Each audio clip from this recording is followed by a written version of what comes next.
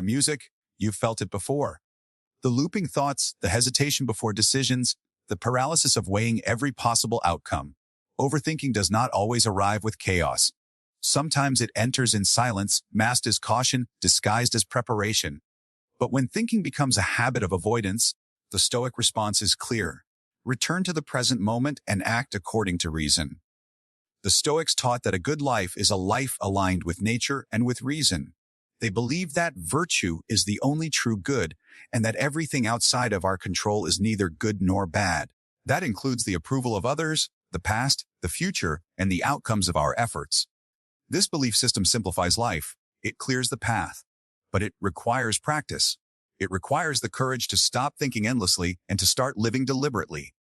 In this video, we will explore 10 Stoic lessons that help you break the grip of excessive thought and replace it with meaningful action.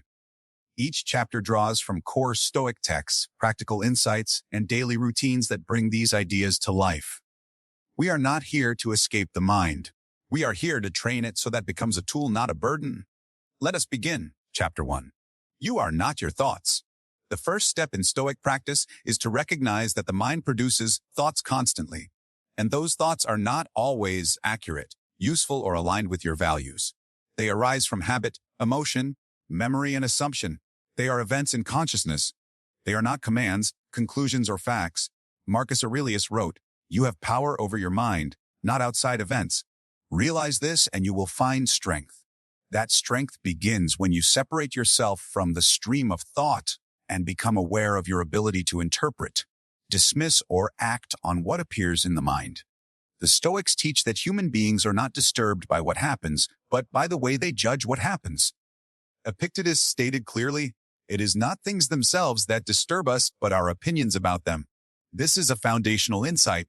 Your thoughts are shaped by beliefs, biases, and emotional conditioning. If you mistake those thoughts for objective truth, you surrender control. If you treat thoughts as hypotheses to be examined, you reclaim agency. The Stoic approach is to evaluate each impression before accepting it. This turns thinking into a disciplined tool rather than an uncontrolled force. In daily practice, this means developing a habit of observation. You learn to watch your thoughts without immediately identifying with them. You feel nervous before a conversation. You hesitate to speak your mind. You imagine a negative outcome. Rather than react to these impressions, you pause. You ask whether the thought is helpful. You check whether it supports your values. You compare it to your role and principles. Most thoughts will fail these checks. They arise without guidance and offer no real direction. The Stoic trains to let them pass. This process does not require repression. It requires perspective. You let thoughts emerge. You let feelings register. But you build a gap between stimulus and response. In that gap, reason operates. This is where Stoic freedom takes form. You decide whether to engage or disengage. You build a mind that does not chase every impulse or accept every internal narrative. You learn to stand still internally even when thoughts swirl around you. Many people fall into the trap of mental rehearsal. They imagine conversations over and over. They run through scenarios without taking action. They replay failures and predict rejection. This pattern consumes time and creates hesitation. The more you think without movement, the harder it becomes to move. The Stoic recognizes this drift and applies correction. You notice when thought has replaced action. You bring attention back to the task, the conversation, or the decision in front of you. You act based on principle, not on mood. This practice becomes more effective over time. The more often you interrupt unhelpful thought, the more confident you become in your ability to focus. The less you indulge in unnecessary speculation, the more present and useful you become. Your identity begins to reflect your values rather than your emotions. You start to see your mind as something you manage, not something you obey. This is where clarity and strength are built through regular redirection and disciplined engagement with reality. You are shaped by what you practice. If you practice pausing, examining, and acting deliberately, you build the habit of wise response. If you reinforce thought without structure, you reinforce confusion. The Stoic uses thought as preparation, not as avoidance. Action is the final step of reason. Thought without movement creates imbalance. Thought with direction becomes a tool for living well. You are not the stories that play out in your imagination. You are not the fears that visit you at night. You are not the assumptions you form under pressure. You are the choices you make. You are the conduct you maintain. You are the discipline you uphold. You are the clarity you return to. This is how the Stoic views identity formed through behavior, anchored in reason, and strengthened through practice. So begin with what is in front of you. Begin by noticing what appears in the mind. Do not rush to act. Do not follow every feeling. Do not speak every word that arises internally. Filter, reflect, then move. A strong life is not built through mental noise. It is built through repeated alignment between thought, judgment, and action. The Stoic starts here and returns here again and again. You are not what you imagine. You are what you do. So build your life around action that reflects clarity. Chapter 2. The present is all you own. Seneca warned clearly about the loss of time. He called it the most valuable possession a person has. In his words, people are frugal in guarding their personal property. But as soon as it comes to squandering time, they are most wasteful of the one thing in which it is right to be stingy. This observation speaks to a deep Stoic truth. Time cannot be recovered. Once spent, it is gone. And yet people often spend hours consumed by what they can no longer affect or what they cannot yet touch. This is the cost of overthinking. It draws energy away from the only space where action is possible, the present moment. Overthinking tends to circle two zones, the past and the future. It replays old failures, regrets, and conversations. Or it speculates about outcomes, risks, and judgments. This creates mental traffic that blocks clarity. The past cannot be undone. The future cannot be predicted with certainty. Both remain outside the scope of your influence. The present is the only point where you can apply effort, make choices, and live in accordance with your values. It is not abstract. It is the space in which you stand, breathe, move, and act. To live as a Stoic is to stay grounded in the present moment and treat it as your field of practice. This does not mean you ignore the future or disregard planning. It means that your thoughts about the future do not replace present effort. You make plans and then you execute. You prepare your tools and then you act with what you have. The future remains open, but your attention stays rooted in the step in front of you. The Stoic does not drift into what is out of reach. He returns to what is in reach. The present moment is the only environment in which character can be revealed. You show patience when you are interrupted. You show courage when you speak the truth. You show discipline when you finish a task despite discomfort. These are not traits you think about. They are decisions you apply. Each moment offers a new opportunity to align with your principles. You do not wait for perfect conditions. You begin where you are. This mindset reshapes how you engage with the day. You stop postponing action until you feel ready. You stop delaying decisions until every doubt is removed. You meet each moment directly and work with what it gives you. There is no guarantee of ease.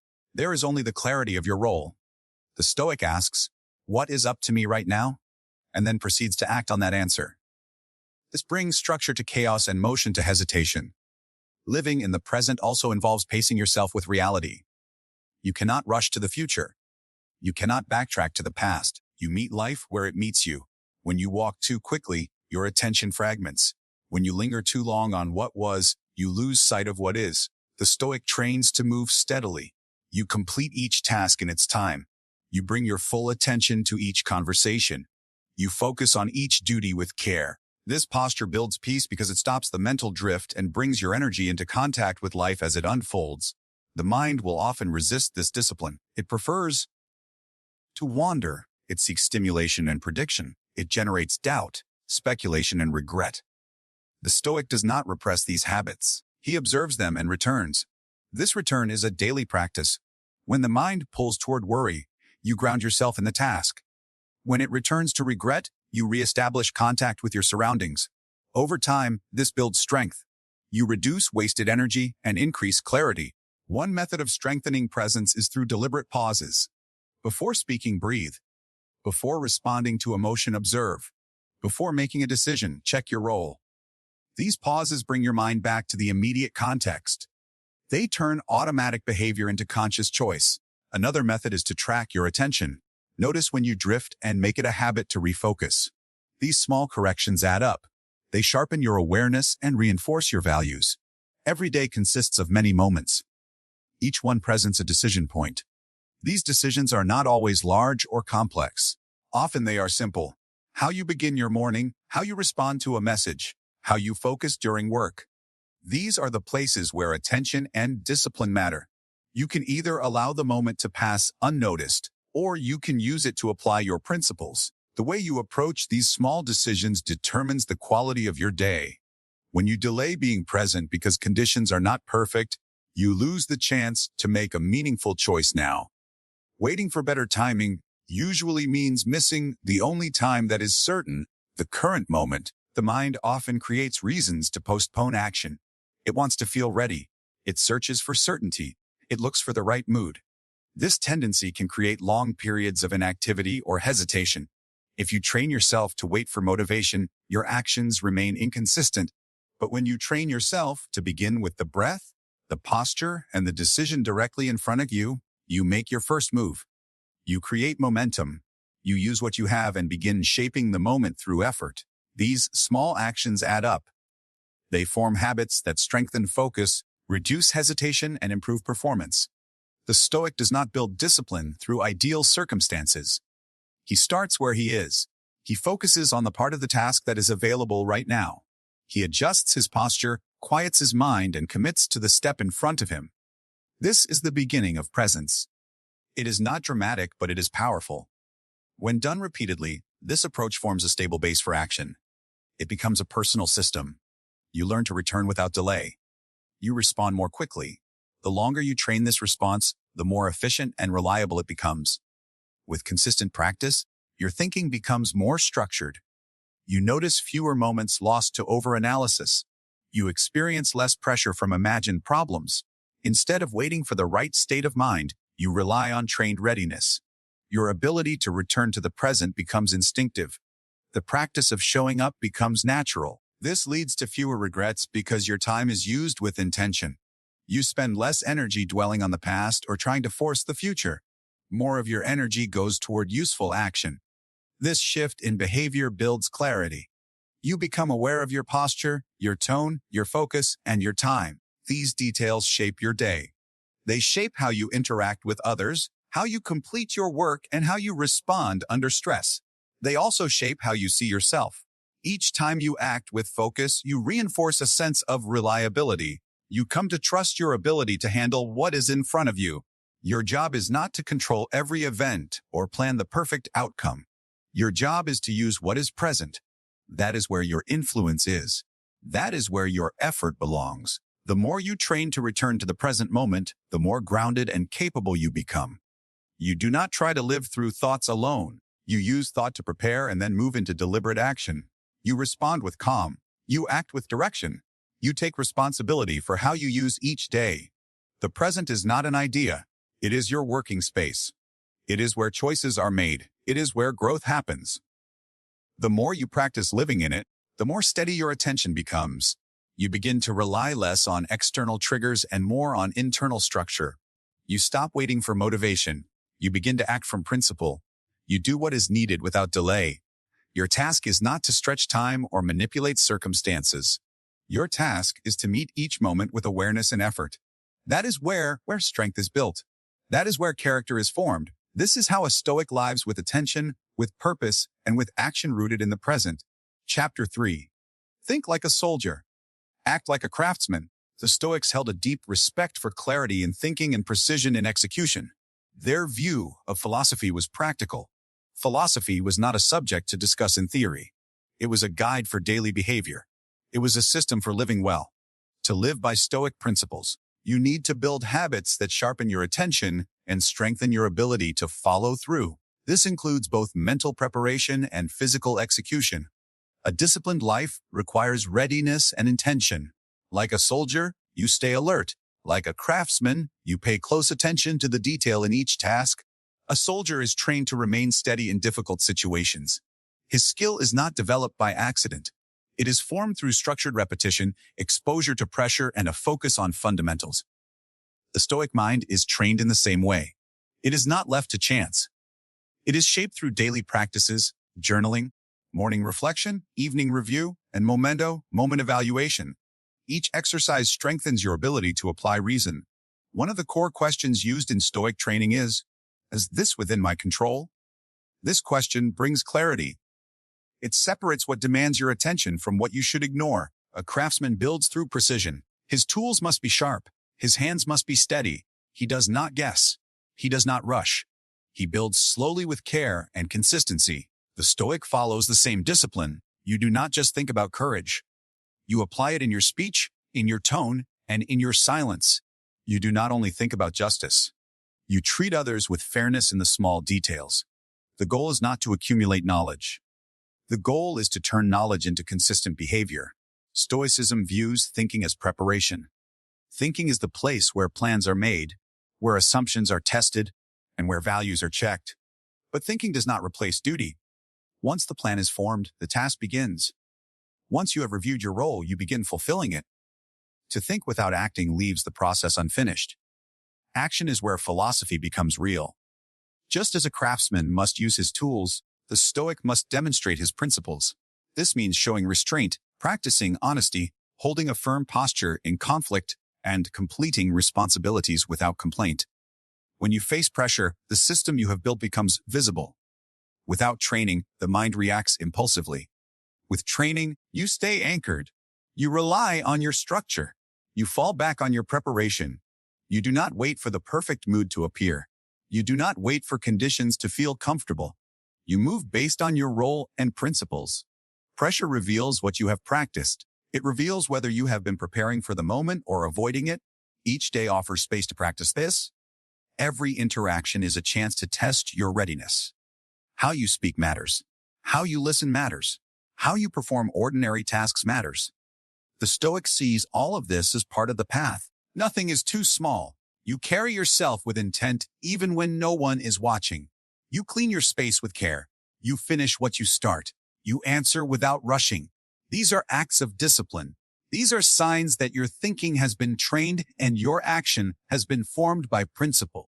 This mindset leads to greater steadiness. You stop depending on motivation. You return to what you know. You build confidence through repetition. When you get tired, you lean on the system you've built. When doubt appears, you return to your structure. When emotions rise, you slow down and ask the right questions. This is how a Stoic endures hardship. This is how a Stoic builds a resilient character. The goal is not to eliminate thought, but to discipline it. The goal is not to eliminate difficulty, but to face it with structure. This way of living creates alignment.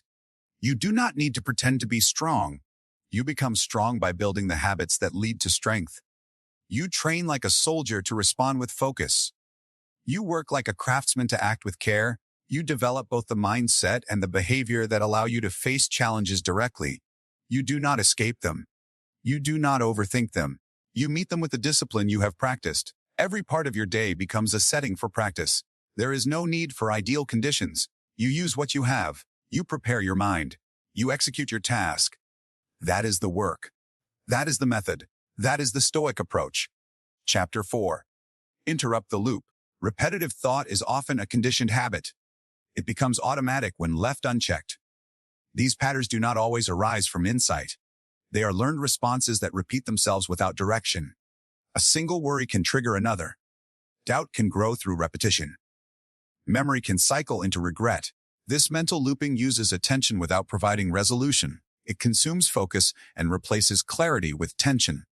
The Stoics taught that philosophy must lead to action. It must not support endless thought. The purpose of philosophy is to guide decisions, not to entertain distraction. When the mind loops, it seeks certainty. It searches for perfect answers and tries to predict every outcome. But this pursuit creates confusion rather than clarity. The more time you spend in mental loops, the less time you spend applying your values. These loops grow stronger through inaction. They require your attention to continue. When you stop reinforcing them, they lose strength. The less you respond to them, the more control you regain. These cycles often begin with a small trigger. You remember something that embarrassed you. You doubt your ability to complete a task. You feel uncertain before speaking up. The initial thought grows larger through repetition. One concern becomes 5. One question becomes many. You begin to replay what went wrong or what might go wrong. These thoughts do not lead to action. They feed hesitation. They create distance from your current responsibilities. The Stoic notices this shift early and takes steps to interrupt it. One of the most effective Stoic tools for interrupting mental loops is inquiry. The Stoics asked practical questions to bring their attention back to what they could influence. What am I responsible for is a grounding question. It reminds you of your role in the situation. What virtue is needed now is a clarifying question. It connects you to your values. What would a wise person do is a directional question. It gives you a model for action. These questions are not meant to produce long reflections. They are meant to realign your focus and restore movement. Another way to disrupt a mental loop is to direct your physical energy into action. Movement helps clear mental pressure. Walking, stretching, cleaning, or stepping outside can break the momentum of repetitive thought. These actions do not solve the problem directly, but they change your state. They engage your body and bring your awareness back to the present. Deep breathing also helps. It slows the body's stress response and reduces urgency. Writing your thoughts can help sort them. It places them outside your head and makes them easier to evaluate. The most important step is to act early. If you wait until the mental loop has gained speed, it is harder to redirect. Train yourself to notice the signs of drifting thought. Build checkpoints into your day. These can include asking questions, standing up, adjusting your posture, or refocusing your breathing. These simple cues help you return. They stop the loop before it becomes a pattern. Creating supportive rituals can also help. Begin your day with a moment of stillness or reflection. Set clear intentions for how you want to respond to challenges. During transitions, use short pauses to review your focus. At the end of the day, review what distracted you and how you responded. These practices help build awareness and improve your ability to course correct. Mental loops do not require more analysis. They indicate that the mind has shifted away from useful effort. These cycles point to a gap between thought and responsibility. The Stoic approach is to notice the shift and take deliberate steps to return. This return does not happen once. It is repeated every time the loop tries to re-establish itself. Each return trains the mind to move from confusion back to clarity. Each time you interrupt the cycle, you send a signal to the brain. You demonstrate that energy belongs in action, not in passive repetition. This process reinforces a new mental pattern. Instead of allowing worry or doubt to take over, you make a habit of redirecting. You bring your attention back to what you can do, not what you imagine. The loop weakens each time you do this. You teach yourself that movement builds confidence and clarity. Over time, doubt fades more quickly. The space between hesitation and action shortens. You trust your ability to reset. That trust comes from practice, not from hoping for the loop to disappear. This kind of training becomes part of your internal discipline. Discipline does not depend on ideal conditions. It develops when you choose a better response even during distraction. You save time and mental energy by returning sooner. You stay grounded by linking thought to action. When thought has a defined role to guide behavior, it supports your direction. When it lacks that role, it takes attention without offering value. Repeated loops without action drain your focus. Repeated returns to clarity build strength. The Stoic does not try to remove all thinking. He shapes thinking to serve his purpose. Thought that prepares the mind for duty is useful. Thought that replaces action with delay must be replaced. Knowing the difference between the two is essential. Acting on that knowledge is what separates theory from practice. The more often you check your thoughts, the more quickly you can direct them. Build the habit of noticing early. Recognize the start of a mental loop. Be alert to signals such as repeated questions, emotional resistance, or a sense of spinning in place. These are signs that attention has moved away from your current task. Instead of following the loop, return to a grounding question or a physical action. Ask yourself what matters right now. Ask what can be done. Take the next small step. These moves interrupt the loop and return control. Structure your day to support this kind of awareness. Identify moments where you tend to drift. Place reminders where your attention often scatters. Keep a list of questions that help you refocus. Your breath, your body, and your surroundings as anchors. These are tools that bring you back. You can train yourself to use them consistently. Let thinking return to its proper place. Let it serve the task rather than replace it. Let your questions lead toward movement. Let your mind reinforce your direction instead of disrupting it. The goal is not silence. The goal is alignment. Your mind works best when it serves your values. Your attention is strongest when it supports your action. Let the loop end through decision. Let behavior replace speculation. Let your values decide where energy belongs. That is how you return. That is how you interrupt. That is how you train the mind to serve. Chapter 5. Train in the small moments. The Stoics believe that strength is built through consistent training in ordinary situations. It is not created during moments of praise or in major achievements. It is formed during regular life in how you move through your day.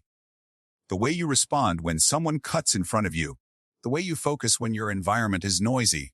The way you maintain your posture when fatigue sets in. These moments appear unimportant, but they are where character is shaped. Every interaction, every response, every decision is a chance to apply your values. Epictetus said, "No great thing is created suddenly." This applies to the disciplined mind. It is not created in a single act of will. It is developed through repeated decisions made under regular conditions. You do not wait for crisis to build composure. You prepare before it arrives. Each time you respond to frustration with calm, you build stability. Each time you resist distraction, you strengthen your focus. Each time you do what is necessary rather than what is easy, you reinforce your discipline. You use the discomfort of daily life as training. You do not wish it away. You use the delay in traffic to breathe deeply and observe your reactions.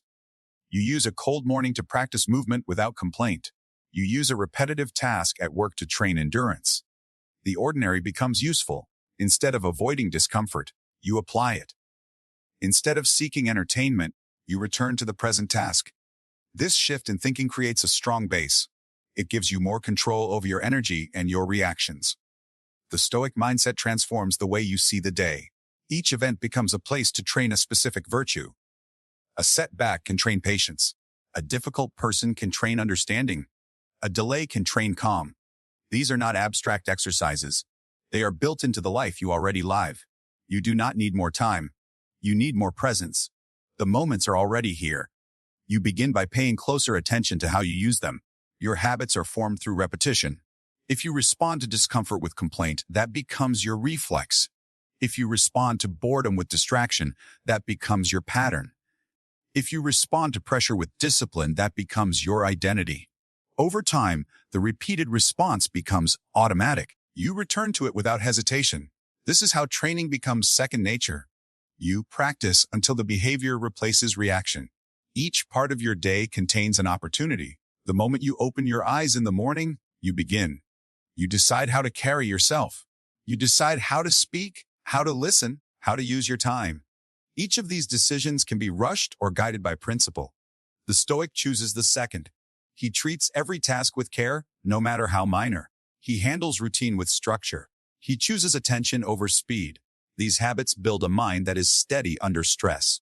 You do not wait for a major challenge to practice Stoicism. You use what is already around you. If you are interrupted, you train patience. If you are criticized, you train composure.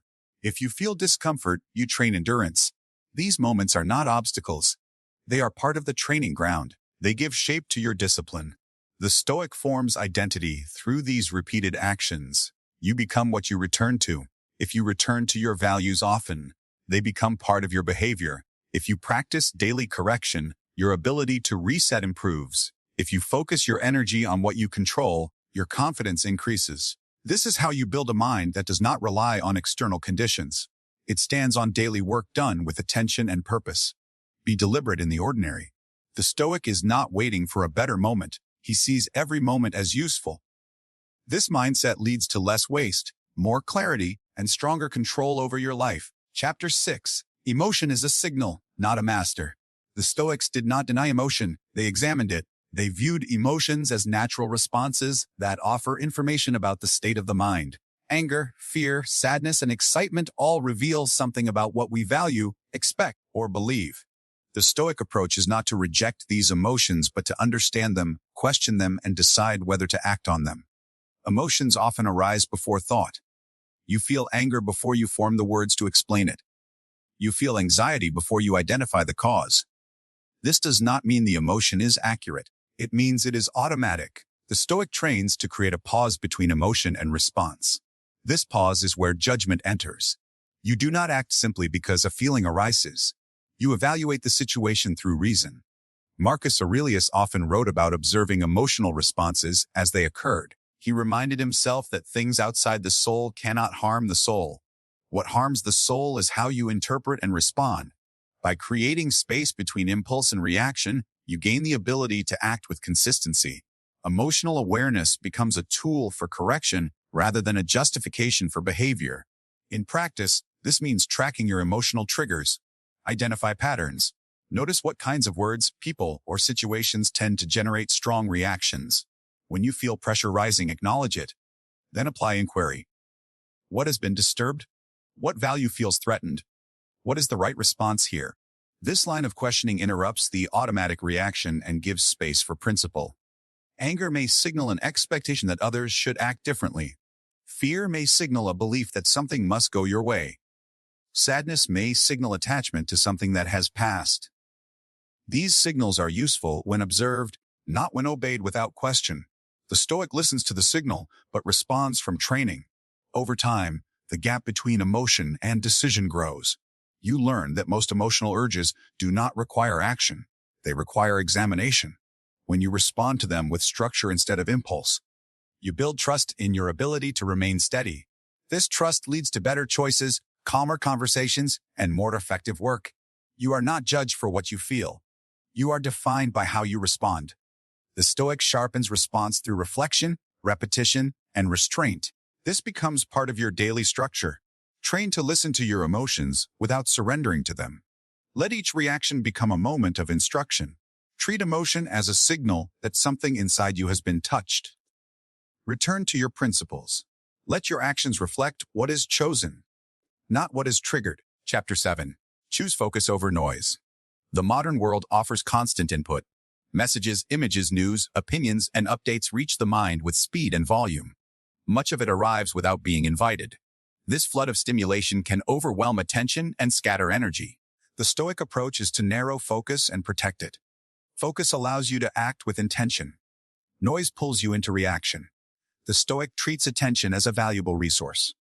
What you give attention to shapes how you feel, what you value, and how you behave.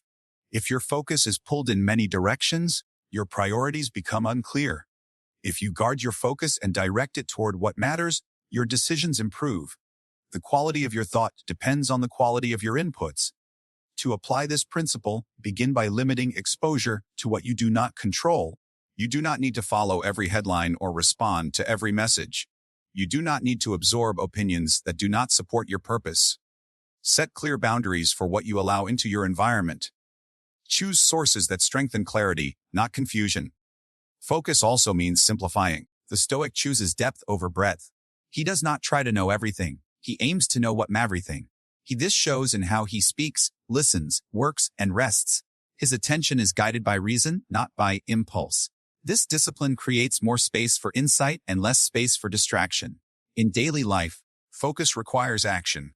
It means closing unnecessary tabs, putting your phone away during a task, and completing one thing before starting another. It means listening without planning your reply. It means choosing work that reflects your values instead of chasing validation. Each act of focus strengthens your ability to remain with what you have chosen. Focus also requires recovery. The mind cannot remain sharp under constant pressure. The Stoic builds routines that include rest, silence, and reflection. These are not escapes from duty. They are ways to support attention and restore balance. A clear mind needs time to reset. The Stoic approach to focus does not depend on force. It depends on selection. You decide what belongs in your day and what does not. You decide what earns your thought and what does not. These decisions add structure to your environment and order to your mind.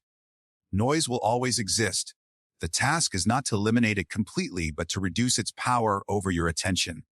You return your focus to what you can control. You apply it to your responsibilities. You let it guide your effort. The more you train this principle, the more steady you become. You are no longer pulled by everything that moves. You choose your direction. You protect your time. You act with presence. This is how the Stoic builds focus through clarity, selection, and deliberate use of attention. Chapter 8. Strengthen your inner citadel.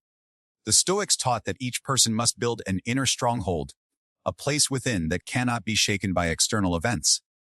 They called this the inner citadel.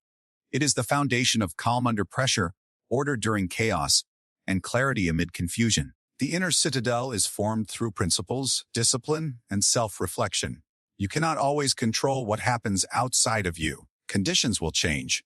People will disappoint you. Events will unfold unexpectedly. But you can always control your posture. Your thoughts, your choices, and your reactions remain within your power. The inner citadel is built by returning to this truth again and again. To strengthen your inner citadel, start by defining your values clearly. Write them down. Speak them aloud. Make them visible in how you work and how you respond. These values act as the walls of your inner structure. They hold you in place when emotion or distraction threatens your balance. Each time you act according to your values, you reinforce this inner architecture. Each time you return to principle after being shaken, you strengthen the core. The Stoics did not expect perfection. They expected practice. What matters is the direction you return to, not the momentary disruption. Practices that support the citadel include daily journaling, morning reflection, and evening review. In these moments, you examine how you responded to stress. You identify when you drifted. You reset your standards. These habits help prevent erosion of your mental structure. The inner citadel is also reinforced by your environment. Keep your space in order. Remove distractions that weaken your focus. Surround yourself with reminders of your role. These outer signals support the structure you are building within. During difficulty, return to your foundation. Do not add judgment to the event. Observe it clearly. Ask what your role is. Act in line with it. This is how the Stoic meets adversity with strength formed long before the test arrived. You build this inner strength when conditions are quiet. You test it when they are loud. Both matter. Practice consistently. Let your principles form the walls that hold you steady. The stronger your inner citadel becomes, the more resilient your life becomes. Chapter 9. Walk the long road. The Stoics understood that transformation takes time. A disciplined mind and strong character are not built in a single day. They are shaped by long-term effort, repeated correction, and continuous learning. To walk the long road means committing to a path that does not depend on speed or praise. It means doing the work regardless of who sees it. Progress in Stoicism is measured by consistency. A person who lives with discipline one day and abandons it the next does not build stability. Strength is formed through small efforts repeated many times. Each day you apply your principles. You add to your foundation. Each time you return after drifting, you increase your resilience. The long road is walked through habits, not through bursts of motivation. The Stoic accepts that setbacks will come. There will be days of failure, delay, and exhaustion. The key is to return. The Stoic does not rely on emotion to maintain effort. He builds routines that support action. He returns to his structure even when desire fades. This mindset creates momentum that carries through resistance. To walk the long road, focus on direction over speed. The speed of progress is variable, but the direction must remain steady. A consistent aim matters more than how quickly you reach a goal. If your values guide your work, the outcome becomes a reflection of who you are. Speak with clarity and honesty, not to impress, but to uphold your integrity. Complete your tasks with precision and care, even when they seem small. Respond to difficulty with patience, knowing that each response shapes your character. Do not measure success by external results alone. Measure it by the quality of your conduct. Let each day carry its own weight. Your control lies in the effort you give, not in the pace of outcome. Each day provides a chance to practice. You will not master everything at once. What matters is your effort to return to the path. Some days you will move far.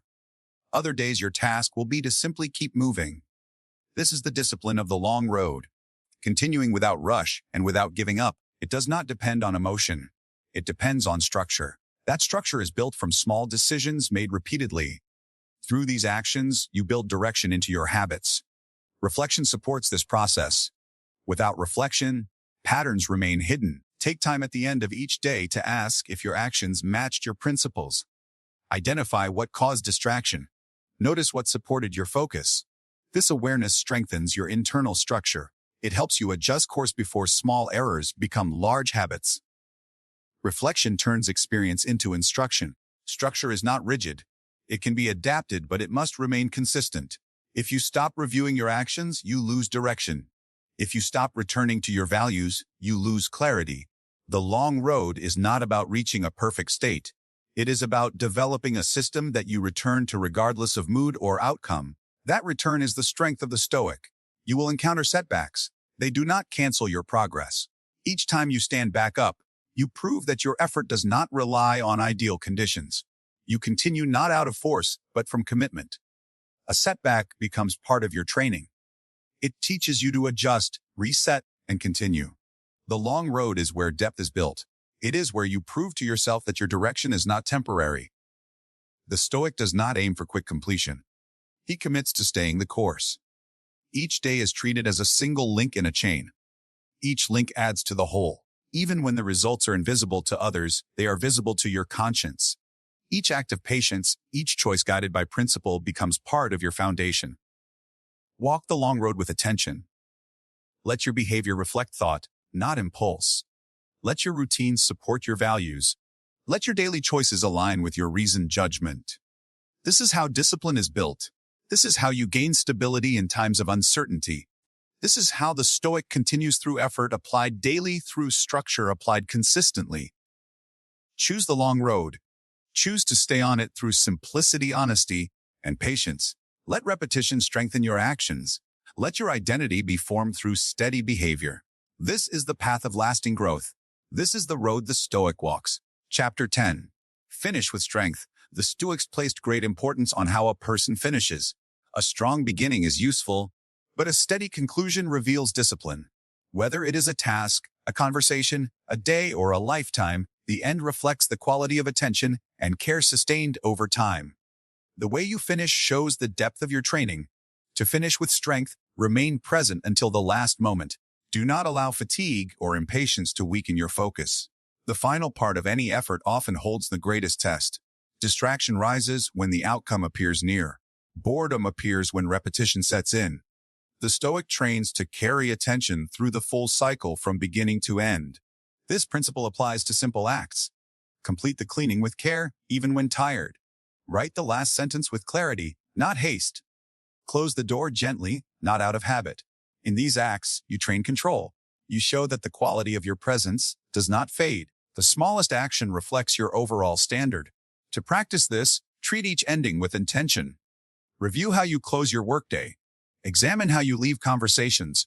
Be aware of how you complete routines. Let each ending reinforce the values you uphold.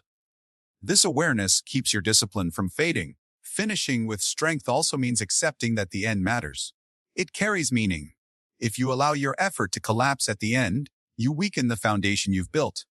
If you remain consistent, you confirm that your principles guide your action through all stages. In life, this applies to more than tasks. It applies to chapters, projects, roles, relationships. When something ends, it deserves the same clarity and steadiness that marked its beginning. You close with gratitude, not resentment. You reflect, not escape. You learn, not avoid. The Stoic mindset is clear. Finish what you start and finish it with your full presence. Do not rush to be done. Do not step away halfway. Stay until the work is complete. Endings reveal your commitment. They show whether your values hold under pressure. The way you finish matters. It confirms that your structure is reliable. It proves that your discipline is not situational. It shows that your philosophy applies not only when it's easy, but when it requires full effort. Train to finish well. Let the last action reflect your best standard. That is how you leave each moment complete. That is how the Stoic closes each day with intention, awareness, and strength.